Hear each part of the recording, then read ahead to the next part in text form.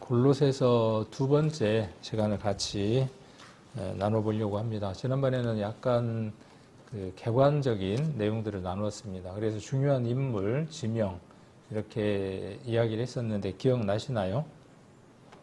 빌레몬도 있었고 오네시모도 있었고 아키포도 있었고 또 지역으로 본다면은 히에라볼리도 있었고 그다음에 라우디게아 교회도 있었고 또 골로새에서는 16km였던가요? 먼 거리의 찬물을 라우디게아 교회 쪽으로 끌어오고 또 이 히에라볼리에서 9km 정도 되는 거리에서 온천수가 흐르는 그 물들을 끌어서 이 라우디게아 교회까지 가지고 왔었는데 그 물들이 식어 있었다. 그래서 이 이성에 있어서 우리의 그 영성, 이성, 지성에 있어서는 우리가 아주 냉철하고 차가워야 하고 그것이 식으면 미지근해지면 안 된다라고 말씀을 드렸고 하나님을 향해서 우리의 마음이 용광로보다 더 뜨거워야 합니다. 그것이 시간이 지나서 거리가 멀어지면 멀어질수록 식는 게 아니라 미지근해지는 것이 아니라 우리의 열정은 뜨거워야 합니다. 그래서 그 마지막 7교회 가운데에 그 교회를 두고 회개하라, 열심을 내라 이렇게 성령께서 말씀하신 것을 우리가 살펴보았고 그 말씀이 어쩌면 지금 우리 시대에 우리에게 적용되는 말씀이 아닌가 하는 내용들을 지난번에 한번 살펴보는 시간을 가졌습니다. 그리고 하나님의 뜻이 무엇인가 하는 것에 대한 내용들을 우리가 살펴보려고 하다가 시간이 또 이렇게 되어져서 마쳤습니다. 오늘은 이 하나님의 뜻에 대해서 좀 더 많은 하나님의 뜻들을 한번 알아보고자 합니다. 부모님의 뜻이 있죠. 자녀에게 대한 아버지의 뜻, 어머니의 뜻이 있습니다. 부모님의 뜻이 있습니다. 무엇일 것 같습니까? 나이에 따라 다르죠. 하루나 하음이에게 부모가 원하는 것과 우리 시영 형제가 휴가로 왔는데 우리 시영 형제에게 지금 이 현재 상황 가운데에서 부모님이 원하는 것이 원하시는 뜻, 또 부모님을 기쁘게 할 수 있는 일들이 분명히 있을 겁니다. 그래서 하나님의 뜻, 부모의 뜻 이것이 고정되어 있는 것이 아니라 그 상황과 여러 가지 형편들에 따라서 많은 것들을 갖고 있기 때문에 우리가 성경을 읽을 때에 하나님의 뜻, 하나님이 기뻐하시는 것, 하나님이 바라시는 것, 하나님이 원하시는 것 이것을 한정 짓지 말고 내게 하나님이 무엇을 더 원하시는지, 무엇을 더 기쁘게 받기를 원하시는지를 좀 더 폭넓게 우리가 성경을 읽어야 될 필요가 있다라고 말씀을 드렸습니다. 그래서 가장 먼저 우리가 구원받는 것이 하나님의 뜻이겠죠. 내 자녀가 부모의 뜻을 따르려면 먼저 자녀가 있어야 되겠죠. 부모 뜻을 따르려고 하는데 부모가 자녀가 없으면 그 부모의 뜻, 부모가 기뻐하는 건 말이 안 되는 거죠. 그래서 먼저 태어나는 것, 그래서 아이가 태어났을 때 부모에게는 가장 큰 기쁨이 되는 것이죠. 그것만큼 큰 기쁨이 없습니다. 그래서 부모가 남녀가 결혼해서 가장 원하고 가장 바라고 가장 간절한 소원이 있다면 한 생명, 자기와 닮은 자녀가 태어나는 것이 가장 큰 뜻일 겁니다. 하나님이 원하시는 큰 뜻은 바로 우리가 구원받는 것이죠. 그래서 이 뜻이라고 하는 말은 델레마라고 이렇게 헬라어에서 이야기를 합니다. 그래서 이 말은 의지, 뜻, 의지라는 말이나 뜻이라는 말이나 같은 말이니까 그래서 욕망, 이루고자 원하거나 결심한 것을 가리켜서 델레마라고 이야기를 하고 이 말은 우리가 잘 아는 것처럼 구약 성경은 히브리어로 되어 있고 신약 성경은 이렇게 헬라어로 되어 있습니다. 그리고 유대인들이 하나님을 잘 섬기지 못한 연고로 세계 만방에 흩어지게 되죠. 우리 디아스포라라고 이야기를 하죠. 그래서 그들이 여러 나라에 흩어져 살다 보니까 자기 나라 말들을 잊어버립니다.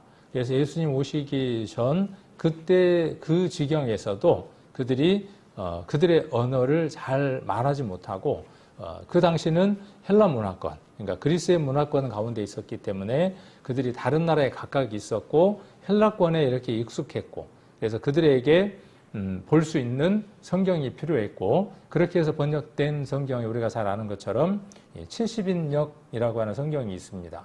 그래서 유대인들이 흩어졌던 그 유대인들 그리고 헬라 말을 쓰는 그들을 위해서 번역된 성경, 그 성경을 70인역이라고 이야기를 하고 잘 아시는 것처럼 구약 성경이 되겠죠.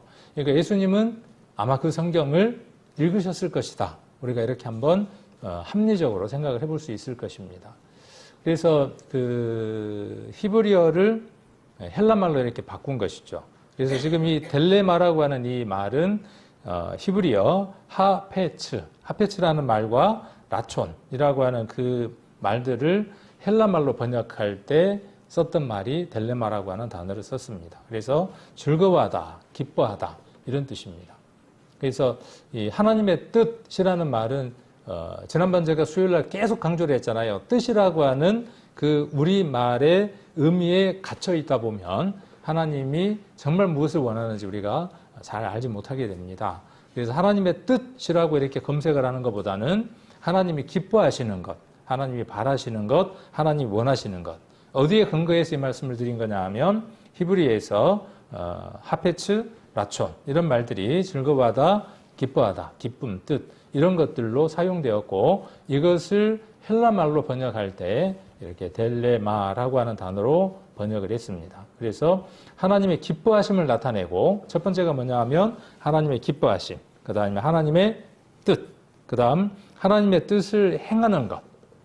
그러니까 하나님이 기뻐하시는 건 무엇이냐 하면 하나님이 기뻐하시는 것을 행할 때 누가? 우리 인생이 그것을 행할 때 하나님이 기뻐하신다라는 용어로 이 딜레마라고 하는 딜레마하고 좀 비슷하죠. 딜레마는 아니고 델레마라고 이렇게 되어져 있습니다. 로마서 12장을 한번 보겠습니다. 로마서 12장 2절 한번 보시면 우리 잘 아시는 말씀이죠. 잘 아시는 말씀인데 1절부터 2절까지 천천히 같이 한번 읽겠습니다. 그러므로 형제들아 내가 하나님의 모든 자비하심으로 너희를 권하노니 너희 몸을 하나님이 기뻐하시는 거룩한 산 제사로 드리라. 이는 너희의 드릴 영적 예배니라.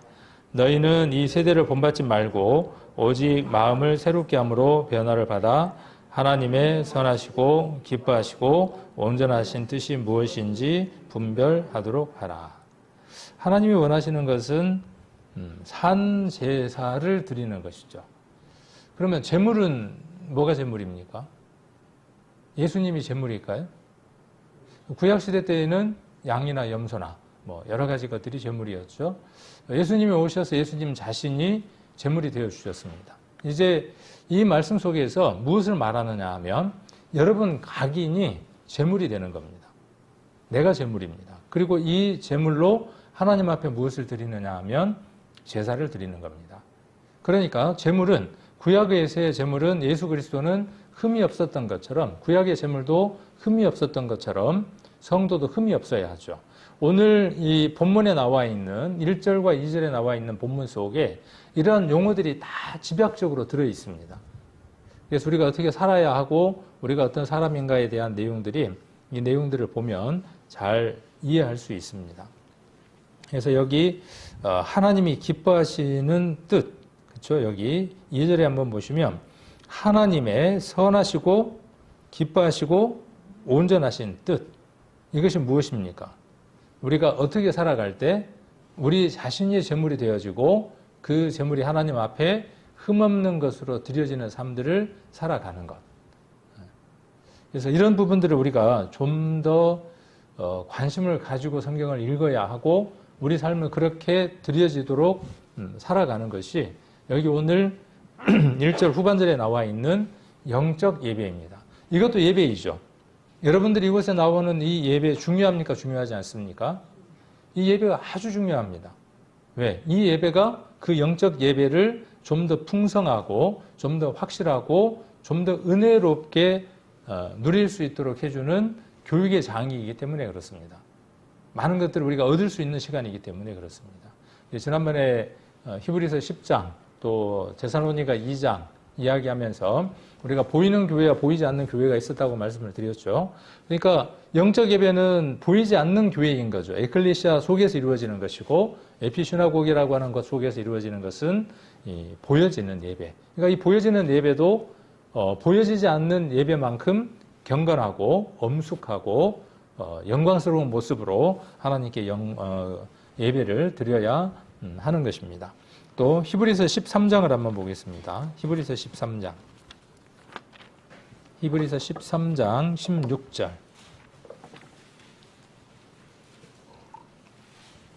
아까도 선하다는 말이 나왔었죠. 선하다. 또 여기도 히브리서 13장 16절에도 보시면 13장 16절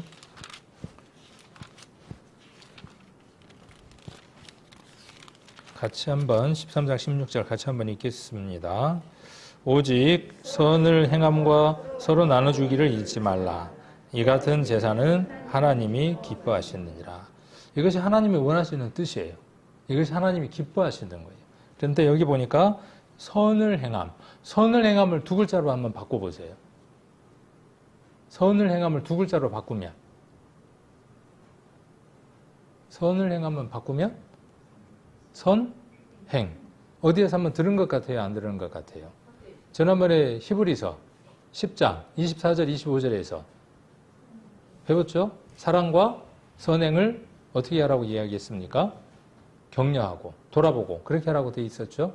그래서 이 선행이라고 하는 것은 선을 행하는 겁니다. 선을. 어떤 게 선이라고 말씀을 드렸습니까? 네, 하나님 앞에 합당한 것. 하나님에게 유익한 것. 내게 유익한 게 아니고 내가 좋은 게 아니라 내가 간직할 만한 게 아니라 하나님이 보시기에 유익한 것. 그래서 지난번 이거 이야기할 때 마태복음 13장하고 연결드렸던 거 기억나십니까? 이게 계속 연결이 돼야 돼요. 연결이 돼서 거미줄처럼 계속 짜여져서 점점 커져가야 거기에 뭔가 곤충을 잡아서 먹을 거 아니에요. 이게 말씀은 계속 확산돼서 확대해져 가야 됩니다. 어떤 말씀을 중심으로 해서 선이다 그러면 선이라고 하는 걸 중심으로 해서 말씀들이 계속 연결지어지면서 넓어져 가야 하는 것이죠. 그래서 선이라고 하는 건 마태복음 13장에서 그물을 치는 것과 같다. 그렇게 말씀을 드렸죠, 천국은. 그래서 좋은 것은 가려서 담고 못된 것은 어떻게 한다? 내어 버리는 것이죠. 그래서 좋은 것. 좋은 게 뭐예요? 먹기에 좋은 것. 못된 건 뭐예요? 말 그대로 못된 것. 회개에 합당한 열매를 맺지 못한 것이 못된 것입니다. 그래서 하나님이 원하시는 것은 우리가 하나님 앞에 유익하고 쓸모있고 무엇인가 소용될 수 있는 사람, 또 소용되어지는 일, 그것이 이 선을 행하는 겁니다. 그러면 성도가 헐벗고 있고 성도가 어려운 가운데 있고 성도가 지금 마음의 고난 가운데 있을 때 그 마음의 고난에 함께 동참해주고 어려운 것들을 나도 어렵지만 어려운 가운데 그들을 도울 때 그것은 유익한 것이고 그것은 좋은 것이고 그것이 하나님을 기쁘게 하는 것이다. 이것이 무엇이다? 여기 보니까 이것이 무엇이다? 16절에 이것이 무엇이다? 제사다. 제사. 이것이 제사다. 네. 구약에서 그렇게 엄숙하고 장엄하게 진행되어졌던 그 제사와 같은 것. 근데 이것이 훨씬 더 큰 것이라고 말씀하고 계시는 거죠. 구약은 히브리서에서 그림자고 모형이지만 이것이 실제이다라고 이야기를 하는 것이죠. 성막 안에 있었던 모든 것들은 무엇에 대한 그림자이다?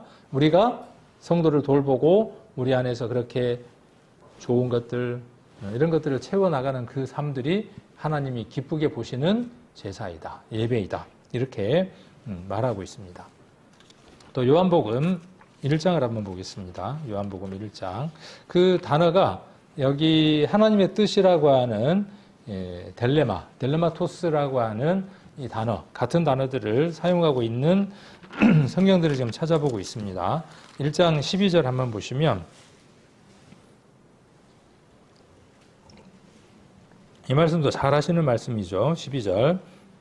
영접하는 자 곧 그 이름을 믿는 자들에게는 하나님의 자녀가 되는 권세를 주셨으니 이는 혈통으로나 육정으로나 사람의 뜻으로 이 뜻이라고 되어져 있죠. 이 단어가 아까 지금 우리가 함께 지금 나누고 있는 단어와 동일한 단어를 헬라어 단어를 쓰고 있습니다. 그래서 사람이 기뻐하는 것 아니다 그 말이에요. 우리가 들은 복음은 세상 사람들을 기쁘게 하는 복음이 아니에요. 그들에게는 전혀 복음의 소리가 되어질 수 없습니다. 그것은 사람의 뜻으로 나지 아니한 겁니다. 사람을 기쁘게 하는 것은 따로 있어요. 보암직하고 먹음직하고 지혜롭게 할 만큼 탐스러운 모든 것들이 무엇이냐 하면 사람을 기쁘게 하는 것들입니다. 그래서 우리가 기쁜 것들은 그것만 찾는 거예요.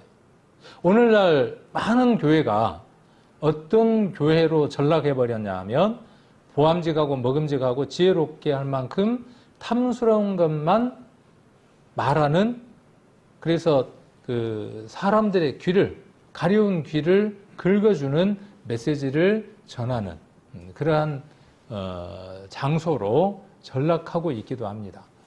그래서 사람을 기쁘게 하는 겁니다. 사람을 기쁘게 하려고 애쓰는 거예요. 그래서 오면 편안하게 해주려고 하고 뭔가 얻어가게 하려고 하고 인간적으로 그렇게 하려고 하는 것이죠. 그것은 사람의 뜻입니다. 그런데 하나님의 뜻으로 난 것은 무엇입니까? 여기 사람의 뜻으로 나지 아니하고 오직 하나님께로서 난 자들이다라는 말에 하나님의 뜻이라고 하는 것을 우리가 한번 넣어볼 수 있죠. 하나님은 무엇을 원하시느냐 하면 하나님을 통하여 새로운 생명을 얻기를 원하는 겁니다. 새롭게 태어나기를 원하는 겁니다.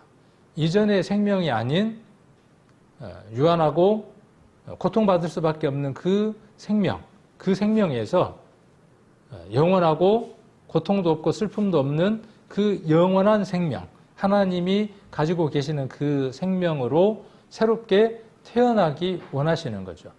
아까 자녀가 태어나야 그것이 부모의 기쁨인 것처럼. 자, 태어나고 나면 그대로 멈춰 있으면 어때요? 이제 근심인 거죠. 그 시기에 따라서 성장을 해야만 하는데. 자, 그래서 여기 지금 쭉 살펴보려고 하는 하나님의 뜻들은 그러한 성장의 과정들을 이야기를 하고 있습니다. 그래서 하나님의 뜻은 구원 얻는 겁니다. 아까 요한복음 1장 12절에 기록되어 있는 것처럼 하나님의 자녀가 되는 것이죠. 그래서 하나님의 뜻으로 말미암아 피로 말미암는 게 아니라 육으로 태어나는 것이 아니라 성령으로 말미암는 새로운 생명을 얻는 탄생이 이루어지는, 그렇게 태어난 사람을 누구라고 이야기하느냐 하면 형제라고 이야기를 합니다. 우리가 한 어머니의 태를 공유했어요. 한 어머니의 태를 공유했고 한 어머니의 태를 통해서 태어났으니까 형제 자매라고 하는 것이죠. 똑같은 이치로 하나님 안에서 예수 그리스도의 피로 말미암아 새로운 생명을 얻은 사람들을 똑같이 무엇을 공유했냐 하면 하나님이라고 하는 성령이라고 하는 그 태를 공유했으므로 형제, 자매라고 이야기를 하는 것이죠. 그래서 구원 얻는 것이 하나님의 간절한 뜻입니다. 모든 세상 사람들이 구원 얻기를 하나님은 간절히 원하십니다. 자, 그리고 형제, 자매가 되는 것이 하나님의 또 뜻이죠. 우리 마태복음 12장 50절은 거의가 다 외우고 계시죠? 저만 외우나요? 누구든지 내 아버지의 뜻대로 행하는 자라야 내 형제요, 자매요, 모친이니라. 마태복음 12장 50절이죠. 내 아버지의 뜻이에요. 내 아버지의 뜻이 무엇입니까? 우리 이제 연결이 다 돼 있죠. 요한복음 6장에 나와 있는 내 아버지의 뜻은 아들을 보고 믿는 자마다 영생을 얻는 이것이니, 그걸로 끝납니까? 마지막 날에 다시 살린다 이렇게 말씀하고 계시죠. 이런 소망들이 우리에게 있죠. 분명한 이런 소망들을 갖고 있습니다. 그래서 이렇게 형제 자매라고 우리가 이야기할 수 있는 것은 큰 뜻입니다. 그리고 세 번째로 하나님의 뜻은 기업, 그리고 가로 열고 유업이라고 이야기를 했는데 같은 듯 하지만 다른 용어입니다. 성경에 같다면 그냥 통일해서 이야기를 하지 않았겠습니까? 그래서 원어에도 기업과 유업을 다른 용어로 쓰고 있습니다. 그래서 이 부분은 이제 이야기하려면 많은 시간이 소요될 것 같아요. 그래서 언제 한번 날을 잡으면 이 기업이라든지 유업이라든지 이런 부분에 대한 것들을 한번 우리가 교제해 볼 수 있으면 좋을 것 같습니다. 성경 안에 우리가 알아야 될 내용들이 굉장히 많습니다. 우리가 많이 아는 것 같고 또 많이 실은 알고 있지만 그것 이상으로 그 이상으로 우리가 모르는 것과 알아야 될 것들이 많다는 사실입니다. 기업은 분깃이라고 이렇게 한번 생각을 해볼 수 있습니다. 개략적으로 한번 이야기를 한다면 우리가 살아가는 동안에 이미 우리에게 나눠져 있는 분깃들이죠. 그래서 기업 그러면 어느 성경을 생각하시면 가장 쉬우냐 하면 여호수아서입니다. 그래서 땅을 기업으로 분배를 받죠. 그럴 때 그 기업입니다. 그래서 우리는 우리에게 이 세상을 살아나가는 동안에 받은 기업이 있습니다. 각각의 기업들이 있습니다. 여러분들은 어떤 기업을 받으셨고 그 기업들을 누리고 살아갑니까? 난 그거 관심 없어. 그런 거 복잡한 거 관심 없다니까. 나는 뭐면 돼? 나는 후원받았으면 돼. 마치 이것은 무엇하고 똑같으냐 하면 아기가 태어나서 올해 10년째인데 1년째 성장을 하고 9년째 멈춰있는 상황과 같습니다. 뭐 태어났으면 되지 뭐. 그럴까요? 우리가 그런 눈에 보이는 그런 부분들을 통해서 보이지 않는 우리 영의 생명에 대해서, 영의 상태에 대해서 우리는 자기 자신을 잘 점검하고 살펴봐야 될 필요가 있습니다. 왜요? 하나님의 뜻은 하나가 아니기 때문에 그렇습니다. 하나님의 뜻은 여러 가지의 뜻들을 갖고 있습니다. 하나님은 무엇을 가장 원하시느냐 하면요, 우리가 행복하기를 간절하게 원하십니다. 그런데 내가 생각하는 행복과 하나님 생각하시는 행복이 달라. 네. 내가 생각하는 행복은 뭐냐 하면 약간 물컹물컹하고 냄새 약간 나는 개를 이렇게 일평생 문지르고 막 살고 싶어. 만지작거리면서. 네. 만져서 안 되는 것들을 막 만지고 살면서 그것이 행복이라고 생각하고 살고 싶어. 근데 하나님은 우리에게 그것을 뺏고 그 손을 깨끗하게 씻겨서 다른 것들을 주셔서 행복하게 살아가게 하고 싶은 거예요. 근데 우리가 그걸 원치를 않는 거죠. 극단적인 예로 기복적인 신앙을 많은 사람들이 추구하고 원하는 것처럼 구원함을 받았지만 우리에게 보이지 않는 그 영적인 삶에 대해서 관심이 없는 부분도 하지만 그런 부분일 수 있습니다. 그리고 유업이라고 하는 것은 무엇에 가깝냐 하면 유산에 가깝습니다. 기업과 유업은 가로를 해서 제가 같이 이렇게 묶어두었지만은 약간의 차이점들이 있습니다. 그러니까 구원을 받으면, 우리가 구원을 얻으면 기업도 받게 되어져 있고 구원을 받으면 유업도 받는 겁니다. 그런데 내가 받은 기업이 무엇이고 내가 받은 유업이 무엇인지를 모른다면 그걸 내가 누리고 살아가지 못하는 거죠. 구원도 이미 이루어진 사실이죠. 언제요? 2000년 전에. 실은 2000년 전이 아니라 언제 우리의 구원이 완성된 것입니까? 언제? 천지가 모든 것들이 이루어지기 전에, 그렇죠? 이루어지기 전에 그때 우리에 대한 모든 구원들이 이루어져 있는 것이죠. 그런데 우리의 것이 되지 못하는 이유는 무엇 때문이냐 하면 내가 그것에 반응하지 않고 그것을 필요로 하지 않기 때문에 그렇죠. 구원받고 난 이후에 우리의 삶도 하나님께서 어마어마한 것을 준비하고 계신다는 사실이죠. 우리의 이 영의 구원뿐만 아니라 이 세상을 살아나가는 동안에 이스라엘 사람들이 가나안 땅을 정복하고 그곳에서 많은 소산을 맛보았던 것처럼 가나안 땅에 무엇이 있었을까요? 젖과 꿀이 흐르고 또 무엇이 있었을까요? 그냥 설교 중에 젖과 꿀이 흐른다 그러니까 가나안은 그렇구나라고 생각하는 겁니다. 그런데 보면 철도 있었고 동도 숨겨져 있었죠. 철과 동이 숨겨져 있었습니다. 그곳에. 하나님은 그 철과 동도 주시고자 하는 겁니다. 주셨습니다. 그들이 찾아서 그것을 잘 쓰도록. 그것을 하나님이 기뻐하시는 거죠. 우리에게도 마찬가지입니다. 우리에게 이미 모든 것들을 다 허락해서 주셨어요. 구원뿐만 아니라 모든 것들을 다 풍성하게 누리도록 주셨습니다. 어느 사람은 철과 동을 발견하고 기뻐하는 사람이 있는가 하며 신명기 8장을 한번 보겠습니다. 신명기 8장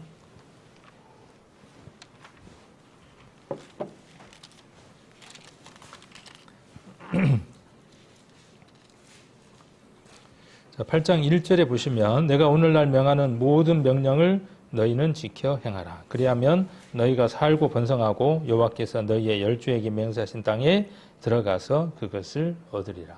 우리가 그 언약이 여러 언약이 있다고 말씀을 드렸죠. 조건이 없는 언약이 있고, 그다음에 조건부인 언약이 있고, 그래서 무지개 우리가 무엇이었습니까? 조건이 없는 언약이었죠. 하나님께서 일방적으로 하시는 언약이 있고 그 다음에 쌍방이 지켜야 하는 언약이 있고 그렇죠. 지금 여기 8장에 나와 있는 이 언약은 하나님께서 하나님의 백성이 된 이스라엘에게 자, 전제가 뭐냐 하면 하나님의 백성이 된 이스라엘에게 그래서 그들이 하나님을 우리 하나님이라고 부르는 그들에게 지금 우리의 표현이라면 이방인에게서 구원받고 난 그들에게 이렇게 설명할 수 있습니다. 그들에게 하나님 뭐라고 말씀하시느냐 하면 명령을 지켜라 하는 거예요. 그러니까 이 명령을 지키라고 하는 말씀은 이방인에게 해당되지 않는 말씀입니다. 하나님이 선택했던 그들에게 주어졌던 아주 특별하고 축복된 메시지가 무엇이냐 하면 이 명령을 지켜 행하라고 하는 것이죠. 이방인에게는 해당되지 않는 것입니다. 구원받은 우리에게도 동일하게 이 모든 말씀을 우리가 들은 이 모든 말씀들을 지켜 행하라고 동일하게 말씀하십니다. 이전에 우리는 지켜 행할 수 있는 능력이 없었어요. 우리의 의지도 우리의 힘도 불가능했습니다.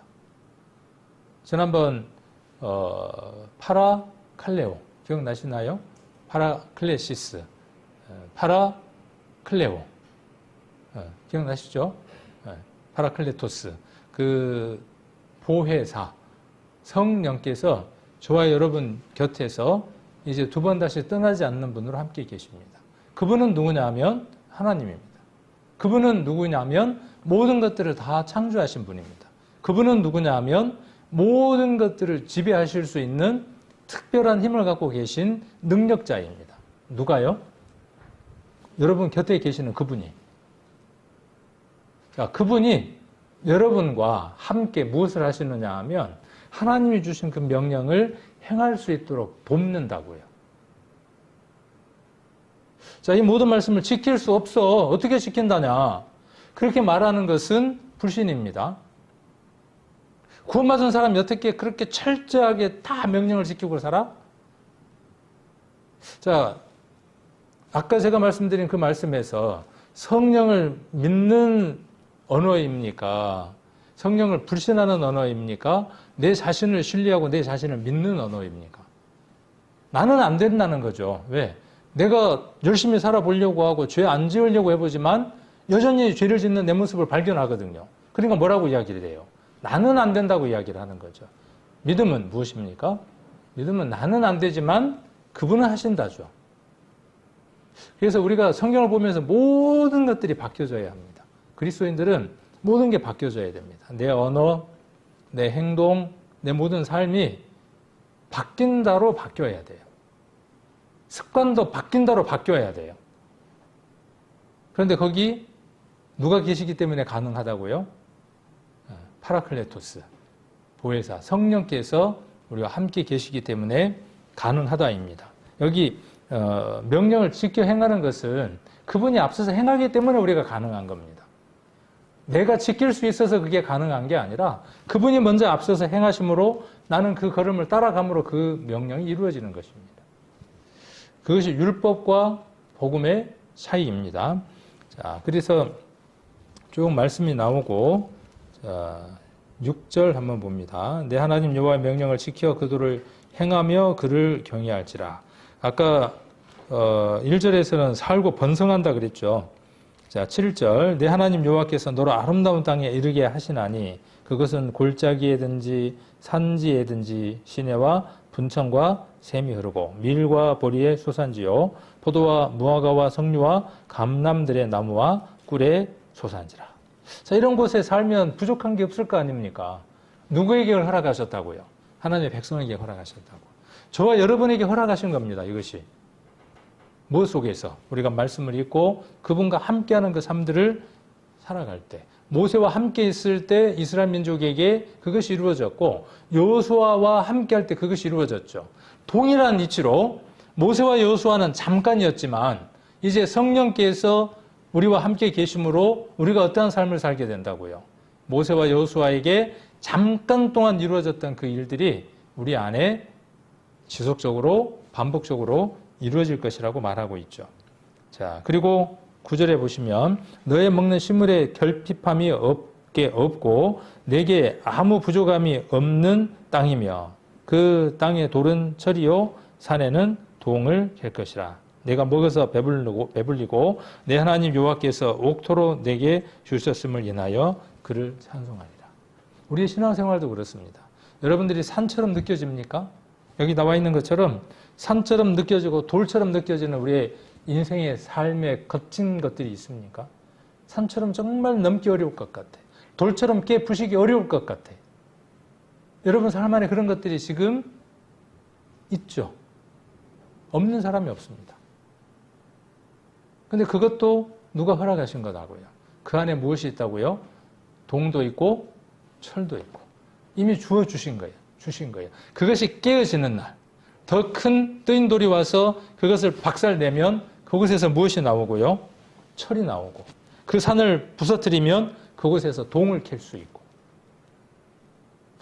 구약시대 신명기에서만 누릴 수 있는 것들이 아니라 지금 여러분들이 누구와 함께할 때, 그리스도와 함께할 때, 구원받은 그 믿음으로 살아갈 때 여러분 안에 충만하게 채워지는 은혜들을 성경은 이야기를 하고 있습니다. 맛보지 못하는 겁니다. 이걸 맛보면요, 세상 것들은 자연스럽게 하나씩 버리게 되죠. 이건 어디에서 나오느냐 하면 말씀을 깊이 날마다 묵상하는 그 힘에서 나오는 겁니다.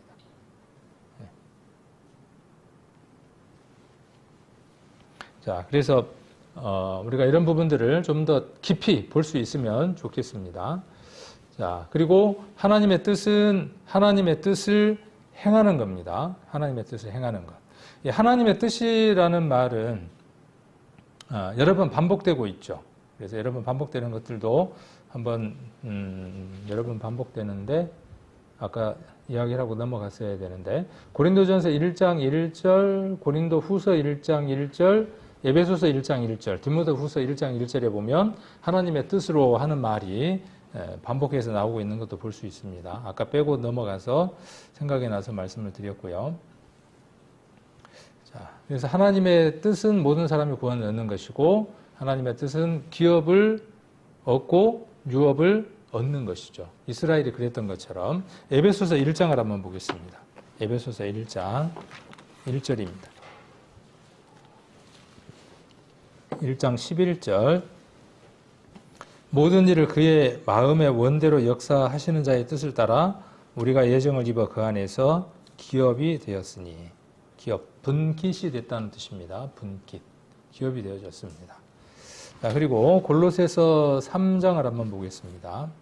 골로새서 3장 24절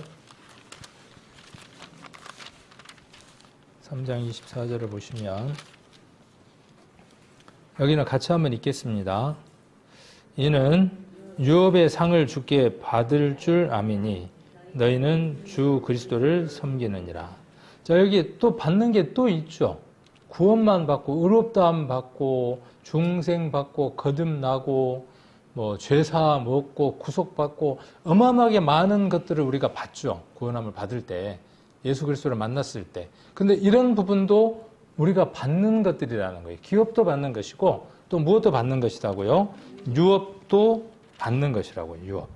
그래서 이 기업과 유업에 대한 좀 더 자세한 내용들은 다음에 이제 우리가 시간이 허락이 되면 또 한 부분 이렇게 이제 나눌 수 있는 시간을 가지면 좋을 것 같습니다.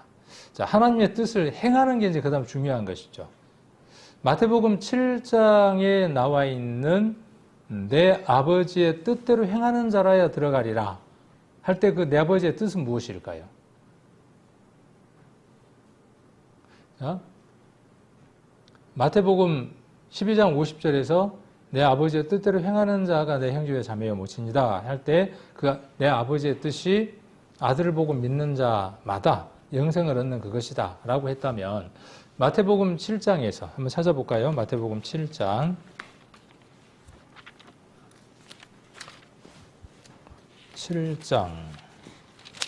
21절 자, 나더러 주여 주여 하는 자마다 천국에 다 들어갈 것이 아니요 다만 하늘에 계신 내 아버지의 뜻대로 행하는 자라야 들어가리라. 자, 내 아버지의 뜻대로 어떻게 해야 들어갑니까? 행해야만 하는 거죠. 자, 그러면 여기 마태복음 7장 21절에서 중요한 초점은 어디에 있느냐 하면 행하는 것에가 있습니다. 내 아버지의 뜻은 여러 뜻들이 있을 거 아닙니까? 내 아버지의 뜻이 여러 가지들이 있을 텐데 그 여러 가지 뜻들을 어떻게 하는 자? 행하는 자. 행하지 않는 자는 어떤 자? 이제 그 자가 어떤 자냐 하면 불법을 행하는 자예요. 불법을 행하는 자. 24절 한번 보시면 자, 그러므로 누구든지 나의 이 말을 듣고 행하는 자. 같은 맥락에서 지금 이야기를 하는 겁니다. 그러니까 우리가 수많은 말씀을 듣습니다. 그리고 그 말씀이 우리 안에서 무엇을 행해야 할지를 말해줍니다. 자, 그런데 그것을 행하지 않는 자, 행하지 않는 자가 어떤 자냐 하면 불법을 자행하고 있는 자다. 이렇게 이야기를 합니다.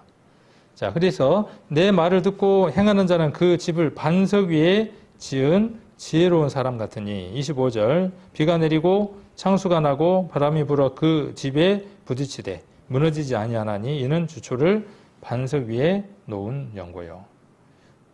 나의 이 말을 듣고 행치 아니하는 자는 이렇게 말씀하고 계시죠. 그래서 행하는 것이 중요하다는 것입니다.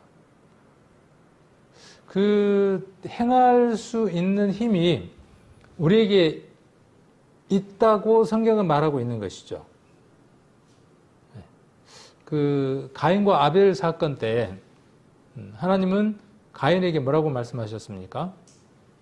이미 가인의 모든 내용을 꿰뚫어 보시고 하나님 가인에게 뭐라고 말씀하시느냐 하면 죄의 소원은 내게 있으나 너는 죄를 다스릴지니라 라고 말씀하고 계시죠. 그러니까 다스릴 수 있는 힘이 그에게 있음을 하나님은 지금 일깨워주고 계시는 거죠. 지금 우리가 이렇게 말씀을 듣는 것은요, 우리가 그렇게 할 수 있는 힘이 있음을 일깨워주고 있는 겁니다. 세상과 타협하지 않고 믿음 속에서 거룩한 삶을 살아갈 수 있는 힘이 우리에게 있음을 가인에게 말씀하고 계시는 것처럼 오늘 이 말씀들을 통해서 우리에게 말씀하고 계시면서 행할 수 있다라고 말씀하시는 거예요. 또 행해야 한다고 지금 마태복음 7장에서 말씀하고 계시는 거죠. 예수님이 오셔서 하신 일이 무엇일까요? 많은 일을 하셨지만 예수님이 오셔서 하신 일은 무엇이냐 하면 아버지의 뜻을 행하는 것을 하셨어요. 우리가 하나님의 자녀이고 예수 그리스도를 닮은 사람의 삶을 사는데 우리도 동일하게 어떤 사람이냐 하면 하나님의 뜻을 행하며 사는 겁니다.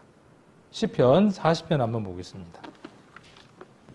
시편 40편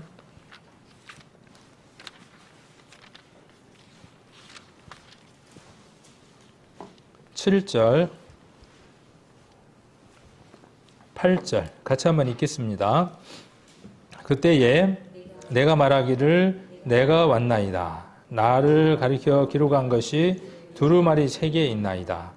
나의 하나님이여 내가 주의 뜻 행하기를 즐겨오니 주의 법이 나의 심중에 있나이다 하였다.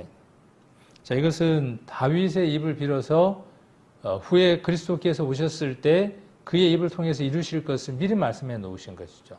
다윗의 내용이기도 하지만 다윗의 삶 속에서 실제로 있었던 고백을 기록하고 있는 책이지만 성령께서는 이 일이 누구를 통해서 그리스도께서 이 세상에 오셨을 때 하실 말씀이며 하실 일인 것을 미리 기록해 놓은 것이죠.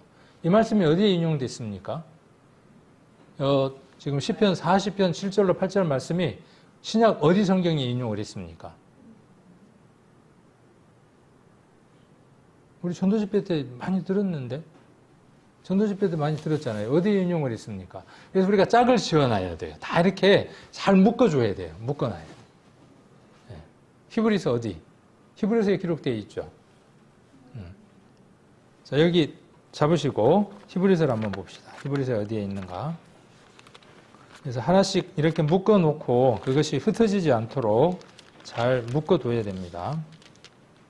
10장에 나오죠. 히브리서 10장.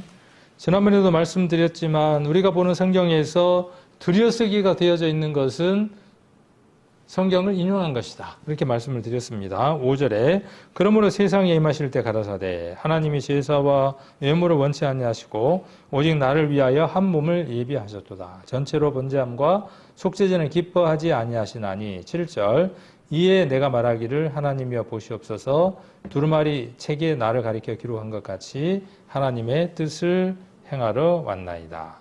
여기 7절에도 그때에 내가 말하기를 내가 왔나이다. 나를 가리켜 기록한 것이 두루마리 책에 있나이다. 이렇게 이야기하고 있죠.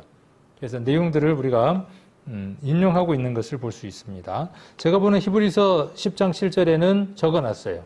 시편 40편 7절이라고 이렇게 관주로 적어두었습니다. 시편 40편 8절로 다시 돌아가서 나의 하나님이여. 우리가 이런 고백을 하죠. 하나님이 나의 하나님이 되었죠.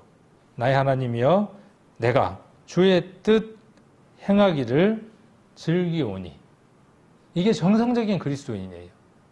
비정상적인 그리스도인은 여기에서 벗어나 있는 것이 비정상적인 그리스도인이에요. 자, 주의 뜻. 하나님이 기뻐하시는 것, 그 말입니다. 행하기를 즐기오니. 여러분은 무엇을 즐깁니까? 여러분의 취미? 여러분의 오락? 똑같은 얘기네. 여러분들이 생각하고 있는 그 목표들, 그것들을 즐깁니까? 자, 주의 뜻 행하기를 즐긴다. 주의 뜻 생각하기를 즐긴다. 그렇게 되어 있습니까? 주의 뜻 행하기를 즐긴다. 이렇게 되어 있습니다. 그래서 여기 보니까 왜 그게 가능했습니까? 주의 법이 어디에 있었습니까? 나의 심중에 있었어요. 그래서 히브리서에 기록되어 있는 대로 두루마리 책에 나를 가리켜 기록된 그것을 행하러 왔습니다라고 말하실 수 있는 거죠. 우리도 마찬가지입니다. 우리들 안에 여러분 심중에 무엇이 있어야 되느냐 하면 주의 법이 있어야 합니다. 말씀이 있어야 합니다. 그래서 하나님의 뜻을 행하는 그것이 없으면 망하는 겁니다. 여기 하나님의 뜻은 토라와 동일하다 그랬는데 구약에 나와 있는 이스라엘을 향한 모든 율법들, 토라들, 그것과 예수님이 오셔서 말씀하신 것 동일합니다. 왜 그렇습니까? 마태복음 5장에 보면 예수님이 오셔서 뭐라고 말씀하셨습니까? 옛 사람에게 말한 바 간음치 말라 하였다는 것을 너희가 들었으나 그렇게 말씀하셨죠. 그러나 뭐라고 말씀하셨어요? 여자를 보고 음욕을 품는 자마다 이미 간음하였다 이렇게 말씀하셨죠. 구약의 내용과 동일해요. 그러나 그것이 무엇으로부터 출발했다는 것을 예수님 말씀하고 계시는 거죠. 중심에서 그것이 출발했음을 말해주고 계시죠. 그 중심에 무엇이 없기 때문에 하나님의 말씀이 법이 명령이 그 안에 없기 때문이에요. 명령이 없으면 죽습니다. 제가 딸을 저녁에 이렇게 이제 퇴근을 시키는데 보면 삼거리예요, 삼거리. 신호 받고 가면 얼마나 늦을까요? 그 신호를 시키고 가면 얼마나 늦을까요? 반대로 얼마나 빨리 갈까요? 제가 봤을 때는 뭐 1분? 길어야 5분일 것 같아요. 5분. 그 5분을 종물 쓰셔서 못 찾는 거죠. 명령입니다. 거기에 빨간불이 들어와서 명령하고 있는 겁니다. 그 명령이 심중에 있는 사람은 행합니다. 고정되어 있습니다. 그런데 자기 법이 우선인 사람은 어떻게 하죠? 빨리 가서 지금 씻어야 되는데 휙 하고 가다가 어떻게 됩니까? 퍽 하면요. 아이고 나 이럴 줄 알았지 언젠가는. 그러는 겁니다. 언젠가는. 그런 것처럼 우리 인생도 마찬가지 동일한 겁니다. 동일한. 그래서 그 눈에 보이는 신호등처럼 말씀이 우리들 심중 안에 분명하게 파란색,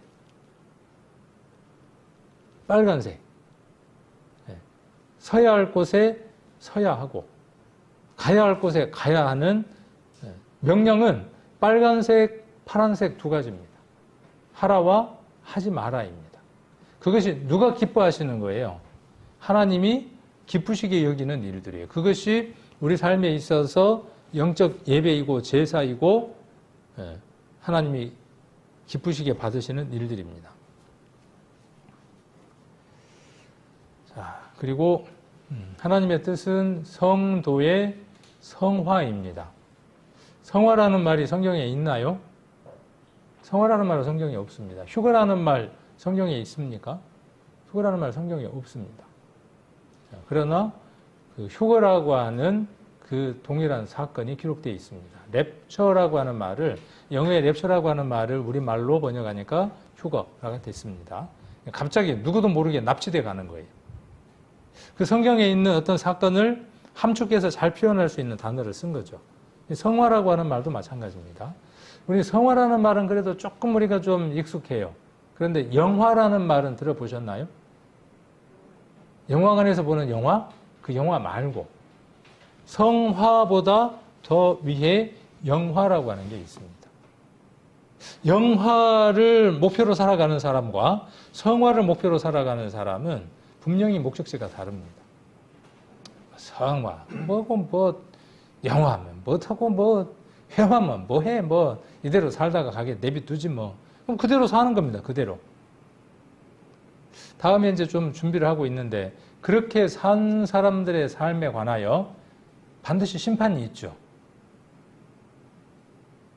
구원받지 못한 사람의 심판이 있지만 그리스도인으로서 어떤 삶을 살았느냐에 따라서 반드시 심판대 앞에 서야 하죠. 그리고 그것에 대한 상급을 누리는 시간이 분명히 주어집니다. 그리고 그 이후에 영원한 새하늘과 새 땅으로 넘어갑니다. 영화를 목표를 두고 살아가는 사람의 그리스도 앞에 심판대 앞에 섰을 때 영광과 뭐 오른편인지 왼편인지 모르겠지만 그 강도도 구원받았잖아. 그 고린도전서 한번 봐봐. 계모를 취했는데도 뭐 구원받았는데 내가 뭐 그런 정도는 아니잖아. 뭐 교회도 나오고 뭐 성경도 간혹 한 번씩 읽고 뭐 이거저거 내가 하는데 뭐 그 수준의 상을 받는 겁니다. 그 수준의 상을. 이것을 간혹 뭐 자기 열심이라고 이렇게 그 반발하는 분들도 있을 수 있어요. 자기 열심 아닙니다. 이것은 누구의 욕망이고 누가 우리에게 말하시는 거냐 하면 우리 안에 있는 성령이 우리로 하여금 거룩한 욕망을 갖게 하는 겁니다. 주일날 말씀드렸던 것처럼 그 거룩한 욕망이 무엇을 만들어내느냐 하면 거룩한 습관을 만들어냅니다. 그리고 그것은 그리스도 앞에 섰을 때 상급을 분명히 나누는 기준입니다. 그래서 성화에 대해서 우리 성도님들은 많은 관심을 가지셔야 합니다. 지금 이대로의 모습이 아니라 애벌레의 모습이 아니라 탈피해서 나비가 되고 탈피해서 매미가 되고 전혀 다른 모습으로 그리고 창공을 나는 그런 모습으로 데살로니가 전서 4장을 한번 보겠습니다. 데살로니가 전서 4장 앞에 있는 이 용어들만 좀 정리하는데도 시간이 좀 많이 소요가 될 것 같더라고요. 근데 모든 서신서에 이 용어들이 반복되고 있기 때문에 이 용어를 정리하고 넘어가면 좀 더 우리가 성경을 이해할 때 더 많은 도움이 될 것 같습니다. 데살로니가 전서 4장 3절 한번 보시면 자, 여기도 하나님의 뜻이 기록되어 있습니다. 4장 3절 같이 한번 읽겠습니다. 하나님의 뜻은 이것이니 너희의 거룩함이라. 거기까지만. 네. 자, 하나님의 뜻은 이것이니 너희의 무엇이라고요? 거룩함이라고요. 자, 그리고 7절에도 보시면 하나님이 우리를 부르심은 부족해 하심이 아니요 거룩해 하심이니 그러므로 저버리는 자는 사람을 저버림이 아니요 너희에게 그의 성령을 주신 하나님을 저버림이니라. 누가 그랬습니까? 가인이 그랬습니다. 그의 곁에서 하나님께서 분명히 말씀해 주셨죠. 저의 소원이 있지만 넌 다스릴 수 있어. 그렇게 이야기를 했지만 가인은 저버렸습니다. 지금 우리에게도 동일합니다. 우리가 그런 삶을, 거룩한 삶을 살아갈 수 있다고, 살아가야 한다고, 그렇게 살아갈 수 있도록 내가 너희 곁에서 파라클레토스, 파라칼레오, 너희를 권하고 돕겠다고 이야기를 했는데도 불구하고 나는 안 돼요라고 자꾸 이야기를 하는 겁니다. 나는 안 돼요. 성령은 뭐라고 말씀하시겠어요? 내게는 불가능이 없어. 내가 너를 붙들면 못할 일이 없어. 오네시모가 하나님께 붙들리니까 어떻게 됐습니까? 한 교회의 일꾼이 되어졌죠. 종이. 그러니까 무엇이 변화되지 못할 게 있겠습니까? 그래서 이 거룩, 성화라고 하는 것은 그리스도인들에게 있어서 아주 중요한 내용입니다. 베드로전서 1장도 한번 보시면 이런 말씀들은 찾아보면 아주 많이 기록되어 있는 걸 볼 수 있습니다. 베드로전서 1장 15절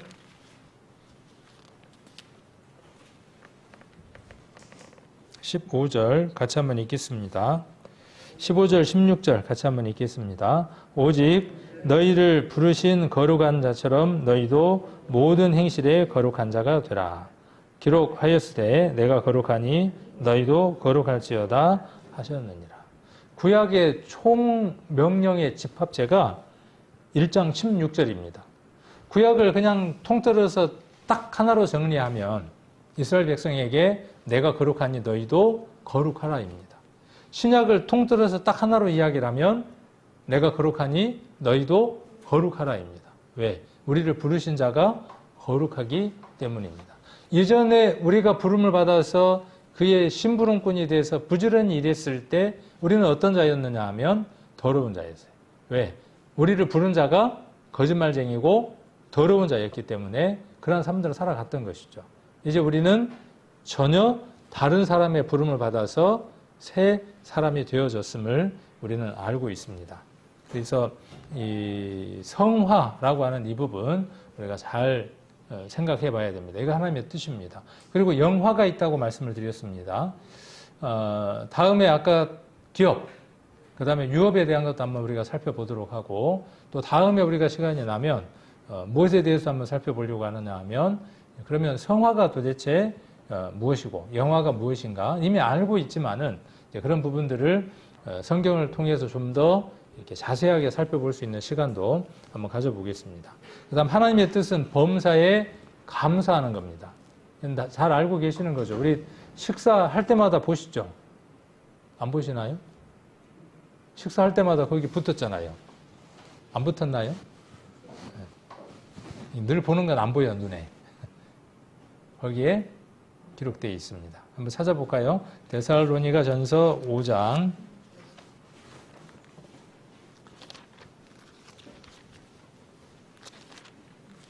5장 18절입니다. 16절부터 16절, 17절, 18절 같이 한번 읽겠습니다. 항상 기뻐하라. 쉬지 말고 감사하라. 범사에 감사하라. 이는 그리스도 예수 안에서 너희를 향하신 하나님의 뜻이니라. 범사에 감사가 돼요.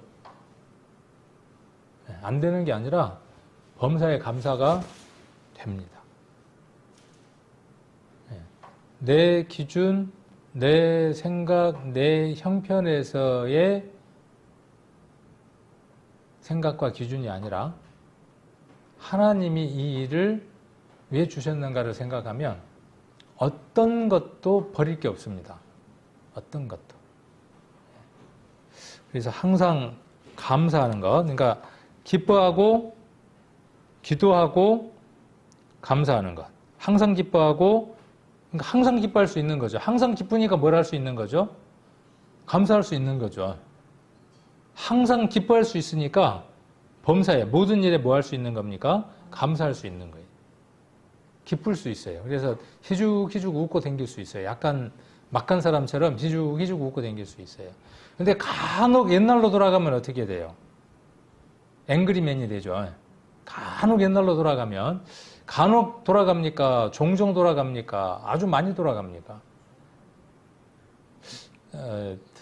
종종 돌아갈 때가 있는 것 같아. 종종. 근데 인품적으로 그런 사람이 있어요. 성품적으로 화를 잘 안 내는 사람이 있어요. 그 사람과 원래 앵그리맨인 사람이 있어. 그 사람이 변화돼서 종종 화를 내는 것하고 절대평가라 그랬죠. 하나님 보시기에는 다르다고요. 상대적으로 봤을 때는 어떻습니까? 저 사람은 정말 괜찮은 사람이요. 화하면 안 되니까. 그러나 하나님 보시기에는 전혀 다를 수도 있습니다. 저를 조금 제가 포장한 거예요. 제가 간혹 화를 내니까 그래서 제가 보기에는 많이 바뀌었어요. 제가 저를 봤을 때 이렇게 이야기하면 안 되는 건데 신앙이라는 건 제3자가 특히 가족들이 보고 이 사람은 전혀 다른 삶을 살아 이렇게 말할 수 있어야 하는 것이죠.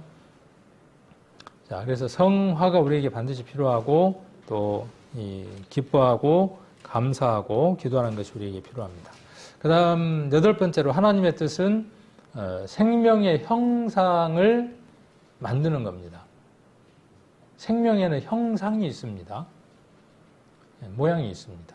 지난번에 제가 말씀을 드렸죠. 사람의 창조의 목적, 우리가 살아가는 목적이 무엇이라고 말씀을 드렸습니까? 우리는 하나님의 형상이라고 말씀을 드렸죠. 그래서 우리를 보면 누가 나타나야 되느냐 하면 하나님을 볼 수 있어야 합니다. 그러니까 우리에게서 하나님의 생명이 드러나지 않으면, 하나님의 생명이 구체적으로 보이지 않으면 그건 하나님의 뜻 가운데 살고 있지 않는 겁니다. 자, 갈라디아서를 한번 보겠습니다. 갈라디아서 1장 4절. 갈라디아서 1장 4절 한번 보시면, 참 이 말씀이 저는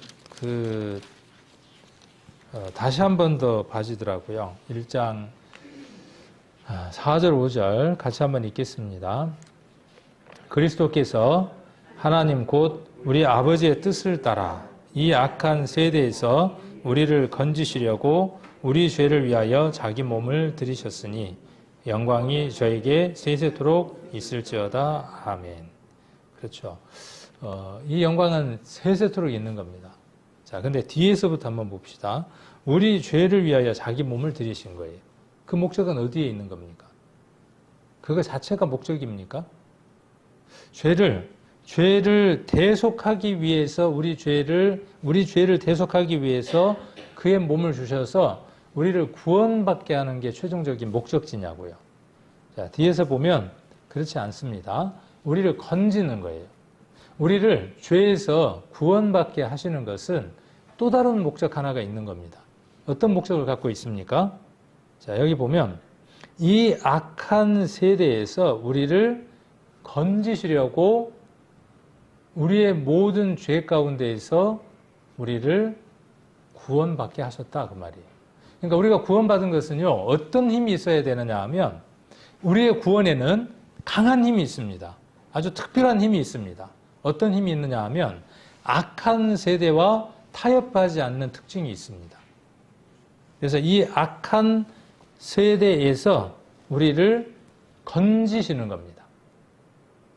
물론 하나님 편에서는 완료형이지만 우리가 살아가는 삶들 안에서는 이 악한 세대에서 우리가 건짐을 받을 수 있는 것은 우리의 죄가 예수 그리스도의 피로 말미암아 온전하게 이루어졌음을, 구속되어졌음을 인정되어질 때 이 악한 세대에 우리가 함께하지 않습니다.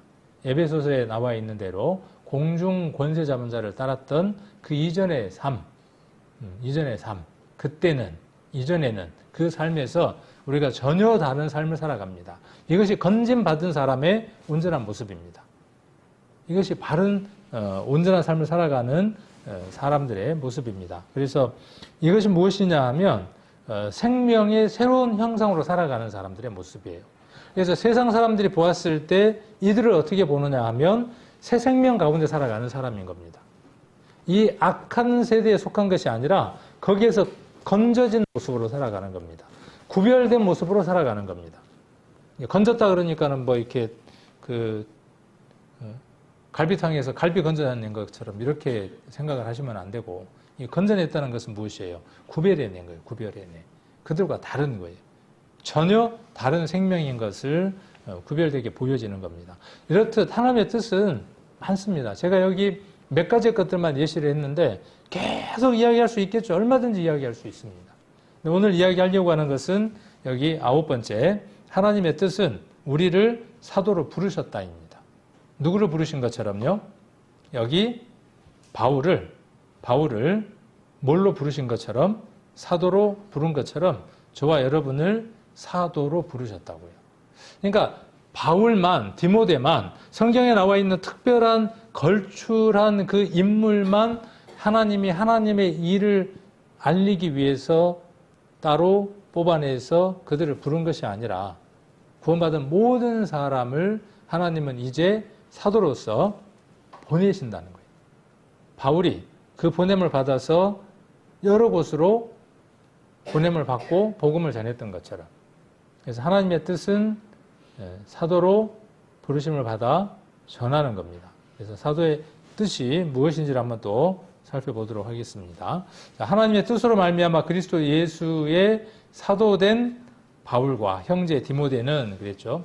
디모데라고 하는 이 단어도 되게 재밌더라고요. 두 개의 단어가 합쳐져서 만들어진 단어인데, 한 단어는 데오스라고 하는 그 단어와 또 하나가 단어가 갑자기 생각이 안 나는데, 하여튼 두 개의 단어가 합쳐져서 만들어진 단어입니다. 그의 이름의 뜻 자체가 벌써 값비싼 아주 귀한 하나님에 관계된 이름으로 만들어져 있습니다. 그래서 사도라고 하는 말을 한번 보면, 사도라는 뜻은 읽어보면 아포스톨로스. 누가 이거 굉장히 재밌게 이야기를, 재밌게가 아니라 좀 기억에 오래 남도록 누가 이야기를 해줬는데, 스데반이 죽을 때 어떻게 죽었습니까? 스데반이 죽을 때 어떻게 죽었죠? 돌에 맞아 죽었죠. 여러 돌에 맞아 죽었어요. 여러 돌로 맞았어. 그래서 아팠어. 그래서 누가 그렇게 외우라 그러더라고. 아이고 아포. 그 스테반이 맞으면서 돌에 맞으면서, 그래서 아포스톨로스라고 하는, 제가 갑자기 좀 뜨거운데 낯이. 그래서 이 뜻을 풀어서 보면 보내심을 받은 자라는 뜻을 갖고 있습니다. 그래서 보내심을 받았다. 그래서 보통 고전 헬라어에서 후기 헬라어 사이에서 이 아포 앞에 아라고 하는 이 단어가 해양 탐험의 대상을 나타내는 말이었고, 보냄을 받은 자라는 의미를 갖고 있습니다. 그러니까 바울은 자기 자신의 정체성을 분명하게 갖고 있었죠. 자기는 구원받은 사람이고, 자기는 복음을 깨달은 사람이고, 자기가 깨달은 복음의 내용이 무엇인지를 분명하게 알았고, 자기가 전해야 될 복음의 내용이 무엇인지를 명확하게 알았기 때문에 보냄을 받았을 때 그 메시지를 명확하게 전할 수 있는 사도였죠. 그래서 사도는 본래 노란색으로 되어 있는 저 말이 중요한 말입니다. 어떤 누군가에 의해서 다른 누군가에게 보내진 사람이 누구냐 하면 사도입니다.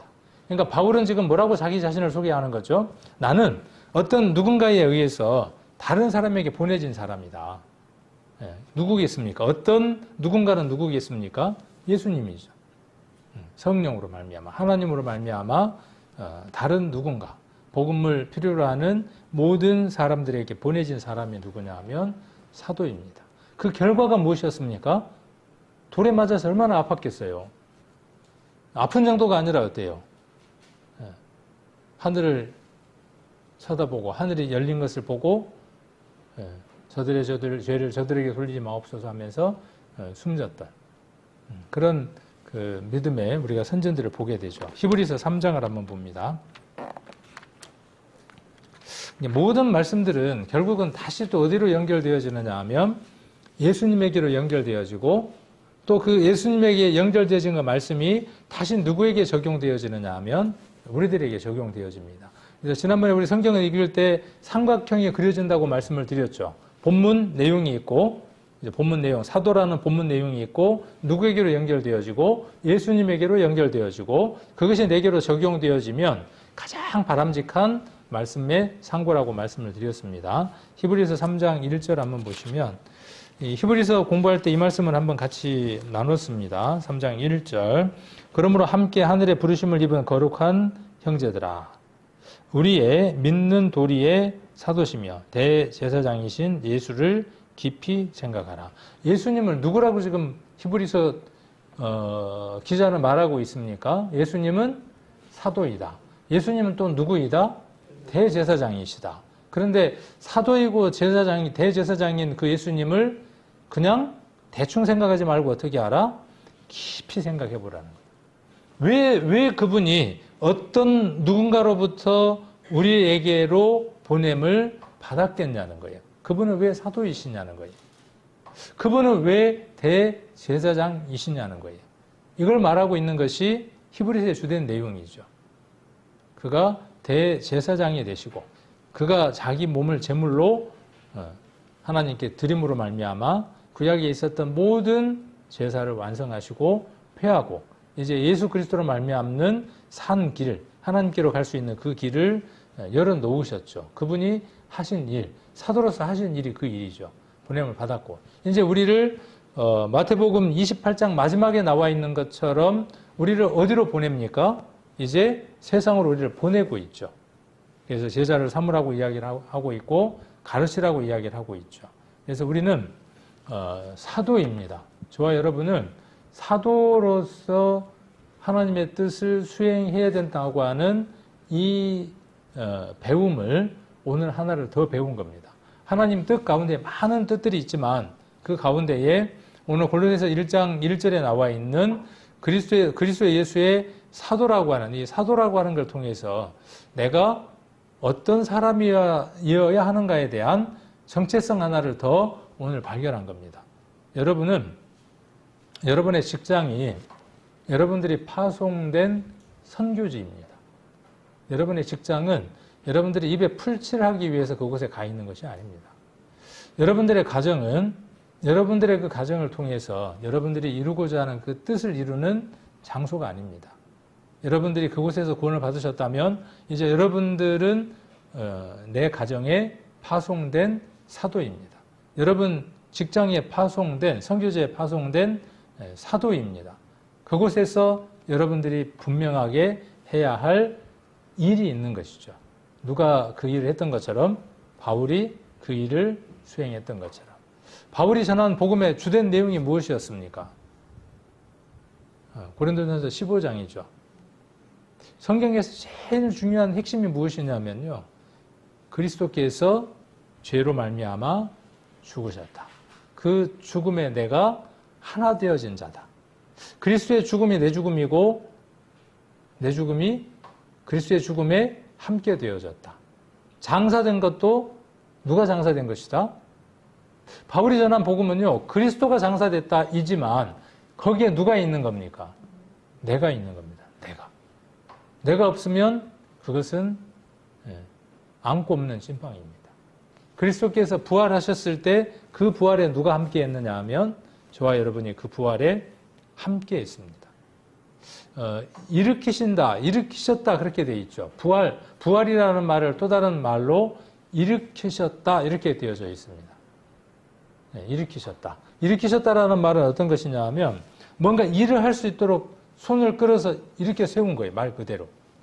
그 일으키심에 저와 여러분이 함께 동참된 자들입니다.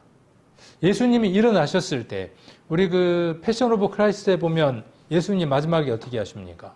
이렇게 탁 일어서잖아요. 일어서서 뭔가 움직이고 계시는 걸 볼 수 있죠.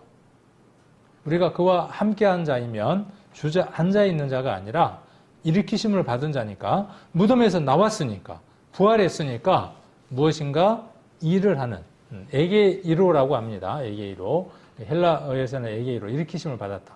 뭔가 일하는 사람으로 우리가 변화된 삶을 살아야 부활에 합당한 사람이고 그것을 바울은 끊임없이 선포합니다. 모든 서신서 안에 강하게 말하고 있는 것이 무엇이냐 하면 이전에는 우리가 아무 일도 할 수 없는 자였다. 그러나 이제는 그리스도와 하나 되어져서 산 생명으로서 하나님을 기쁘게 할 수 있는 새로운 사람이 되어졌음을 분명하게 선포하고 있습니다. 그래서 이곳에 계시는 우리 성도님들이 이 말씀이 여러분 안에 충만하게 채워지면 내일부터 전혀 다른 삶을 살 겁니다. 그분이 파라클리토스, 그분이 내 곁에 계시는 것을 인정하고 느끼고 그 능력 가운데 살아가시는 분들은 전혀 다른 삶으로 내일 아침부터 출발하실 수 있을 겁니다. 그 삶들이 우리 성도님들을 지배하기를 원하고 또 그러한 삶들의 간증들이, 증거들이 우리의 삶 곳곳에서 나타나기를 간절히 원합니다.